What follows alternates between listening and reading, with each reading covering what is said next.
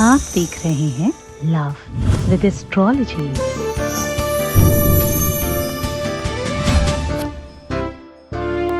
सामग्री में चाहिए एक कैंची, कैंची समझते हो ना, सीजर, और एक लौंग। एक लौंग को 20 से कैंची के बीच में रख करके ये बोलकर सिर्फ काट देना। इधर ये कैंची से लौंग कटी, उधर आपकी परिस्थितियों में बीच में आने वाली परिस्थितियां या चीजें हटी। आपके दिल में, आपके प्यार में, आपके रिश्ते में, आपके संबंधों में कोई बीच में आ रहा हो तो, संबंध किसी भी वजह से खराब हो रहे हो तो, इमोशनलेस व्यक्ति भी आपके पीछे पीछे भागेगा। पागलों की तरह जब प्यार हर क्षण तुम्हें पुकारे, तुम्हारे नाम का माला जपे, जब तुम्हारा ही नाम लेकर के सुबह शाम उसका हो, तब इस बात को मानिएगा क्योंकि प्यार में इससे बड़ा उपाय बना ही नहीं। सामग्री में मात्र एक सीजर यानी कैंची और एक लौंग चाहिए। बीच में फंसाकर ये बोल करके काट देना है मात्र। जानिए पूरा विश्लेषण।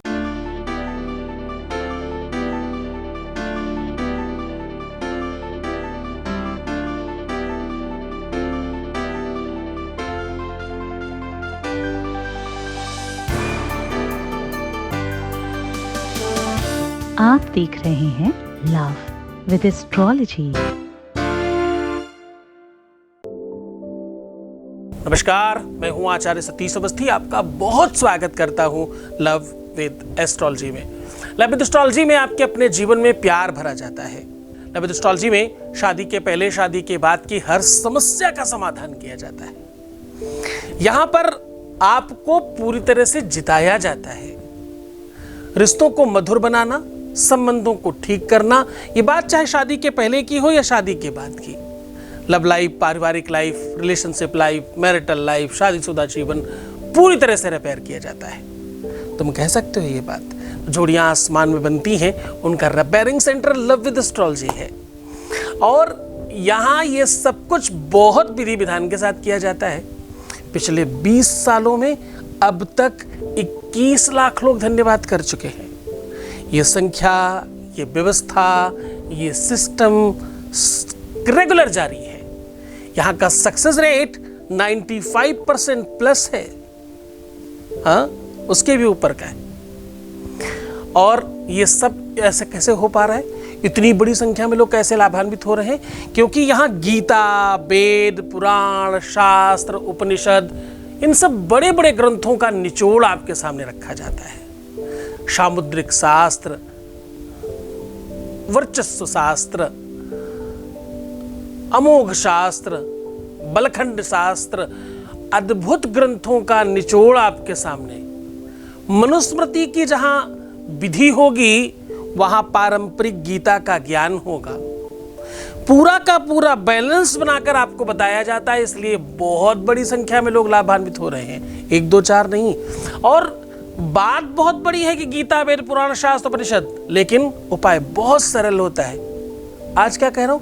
आज कह रहा हूं एक लौंग कैंची के बीच में रखकर ये मंत्र पढ़िए, ये शब्द बोलिए और काट दीजिए। अब देखिए कितना छोटा है, वो किसी भी वेद का हो। बात बहुत बड़ी है, ग्रंथ बहुत बड़ा है, प्रभाव बहुत बड़ा है, उसका मंतव्य बहुत बड़ा है, लेकिन उपाय बहुत छोटा है।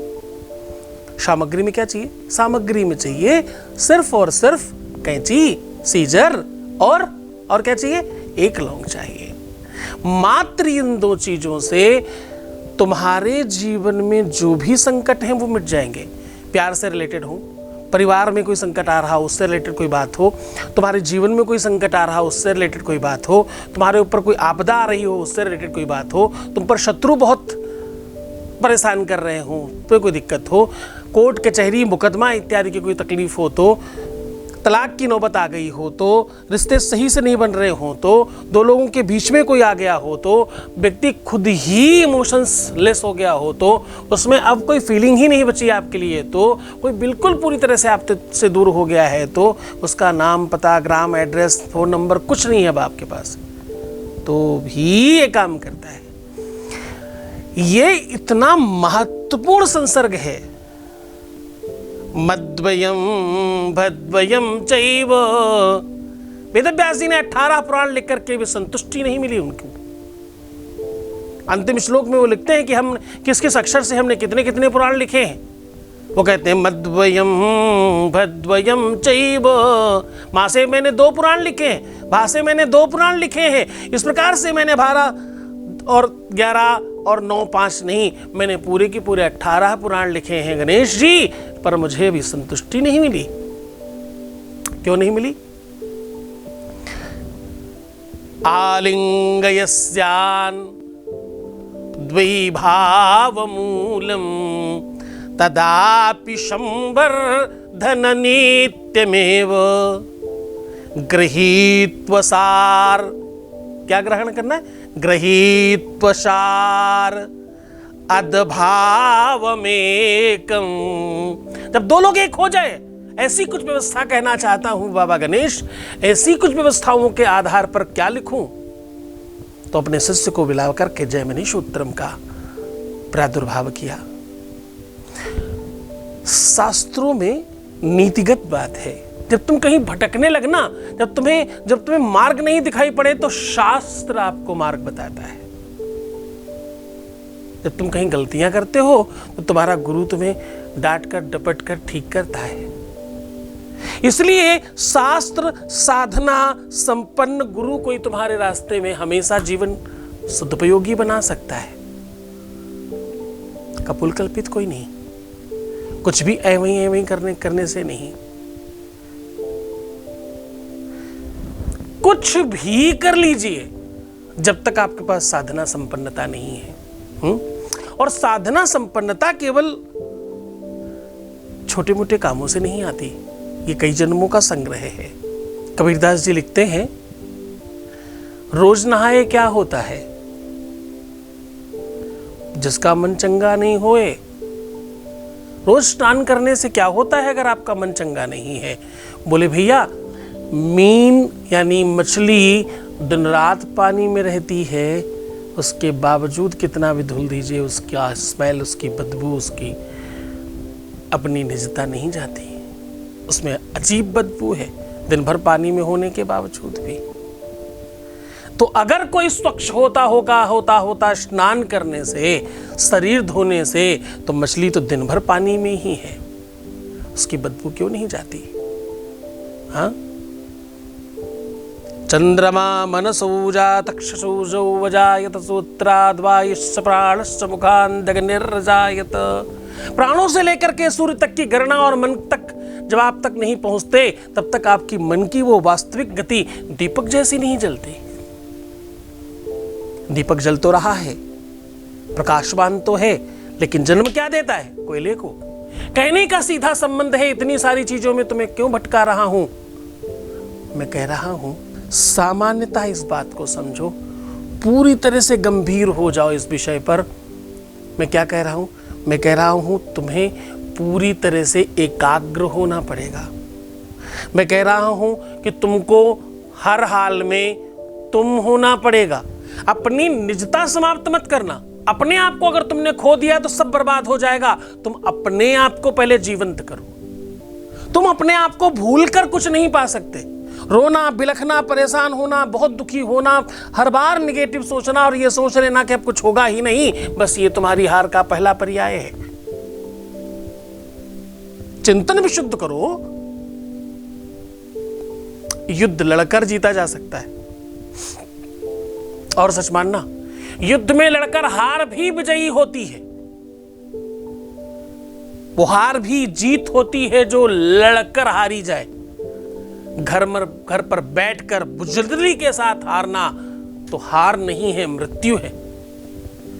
तुम वही कर रहे हो। क्या होगा क्या नहीं होगा तुम पूर्व निर्धारित क्यों कर रहे हो? और निर्धारित करना ही है तो अच्छा वाला निर्धारित क्यों नहीं करते? बुरा निर्धारण क्यों करते हो? निर्णय सिंधु कहता है, निर्णयम यत् स्वमेकाद्यान। अगर तुम्हारे ज्ञान में अपना खुद का निर्णय है, सकारात्मक प्रवर्तता, तो भैया उसका प्रवर्तन करो ना सकारात्मक। अच्छा चिंतन करो ना, जो चीज तुम्हारे अपने हाथ में है उसे तो ठीक कर लो, बाकी तो डेफिनेटली ठीक होगा।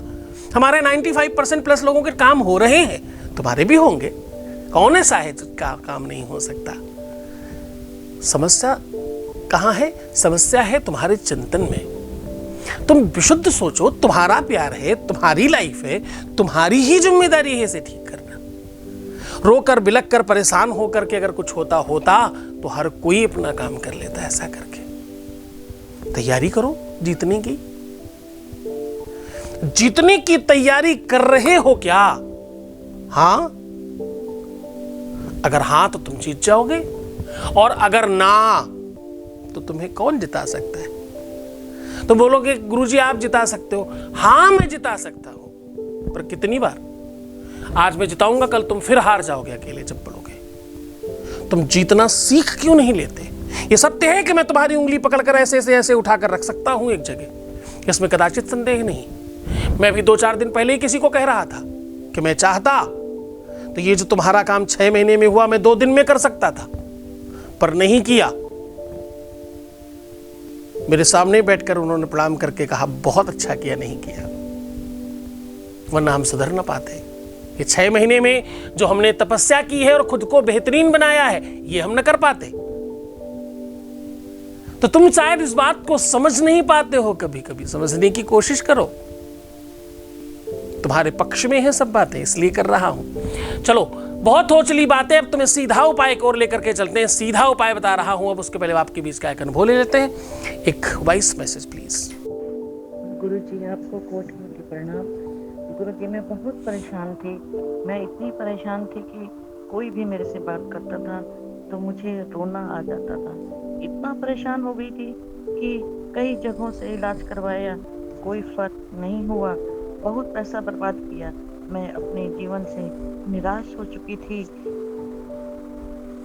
उसके बाद फेसबुक पर अचानक आपका प्रोग्राम देखा। फ़ोन करने के बाद मुझे आपके द्वारा भेजी गई सामग्री मिली, उसे पहनकर मुझे बहुत कॉन्फिडेंस सा मिला। अब मैं अंदर से बहुत मजबूत हो गई हूँ। पहले मैं बोल भी नहीं पाती थी। मेरे पति अब काफ़ी नरम पड़ गए हैं। ये सब गुरुजी आपकी कृपा से हुआ।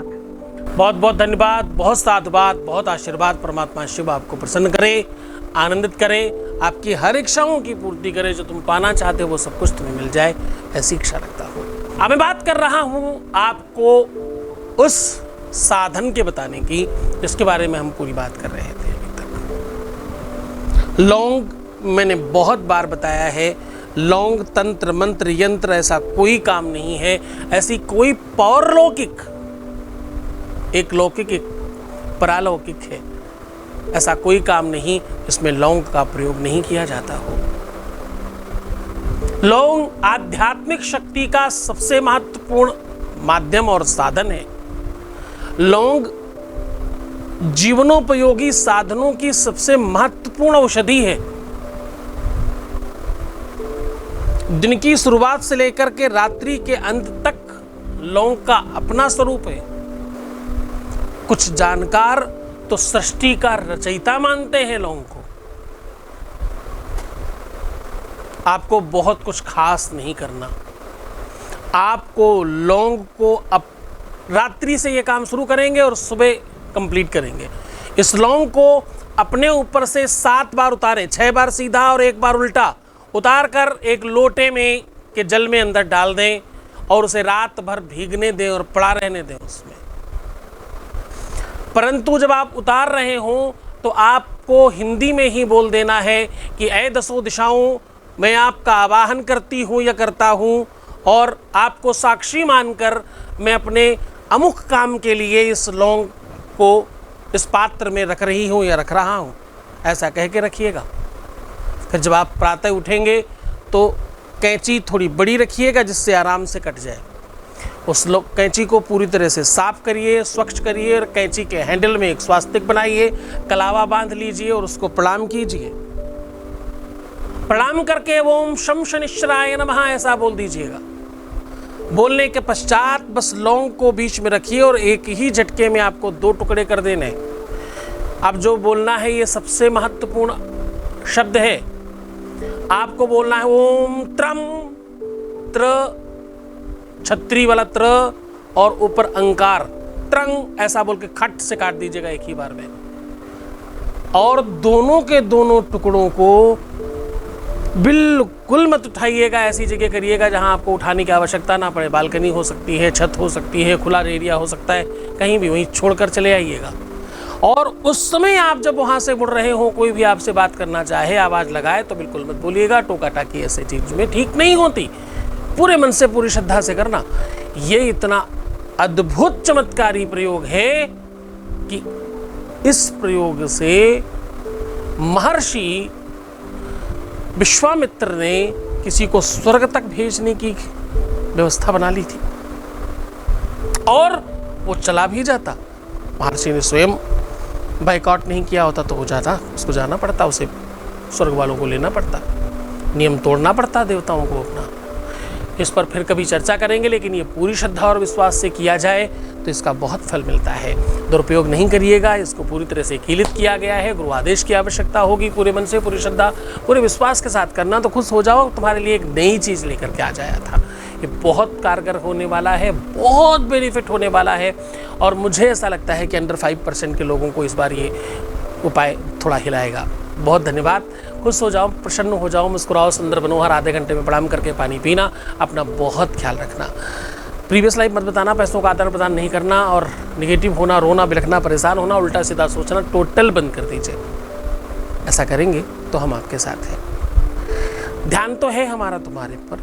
मैं तुम्हें देख तो रहा हूँ, तुमसे बात भी कर रहा हूँ। तुम्हें नहीं पता है फिर भी मैं तुम्हारे साथ हूँ। तुम मानते हो तो भी साथ हो, और नहीं मानते तो भी मैं तुम्हारे साथ हूँ। यकीन मानिएगा। छोड़कर जा रहा हूँ तुम्हें उन गलियों में, उन पगडंडियों में, उन ख्यालों में, विचारों में जहाँ सिर्फ और सिर्फ प्रेम है। ओम नमः शिवाय।